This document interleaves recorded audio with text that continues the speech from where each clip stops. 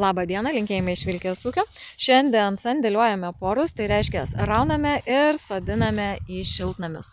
Porai nuraunami, paliekant kuo daugiau žemių ir šiek tiek patrumpinami lapai ir po to daromos vagelės šiltnamiuose ir sodinam. Taip sandėliuojami porai per žiemą, išstovi iki pavasario. Darbas kruopštus, rankinis, bet tik tokiu būdu sandėliuojami porai negenda ir nereikia naudoti jokių chemikalų. Visa tai ir daug kitų smulkmenų ir sudaro gamtinės žemdirbystės esmę. Galima sandėliuoti, aišku, lauke, lysvėje, tačiau lietuviškos žiemos kartais kandžiojasi ir netgi gerai pridengti porai nukenčia. Todėl nešame į šiltnamius, kasame į žemę, palaistome, jie nenumiršta, jie lieka gyvybingi visą žiemą.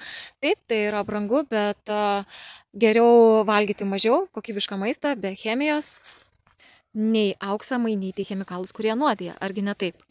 Na va, vienas jau šiltnamiukas prisodintas, tuoj antras bus, na ir dar laukia keletas. Jeigu norite mūsų unikalaus maisto, auginamo tikroviškai, be melo, be chemijos, skaitykite tekste ties šio video. Iki.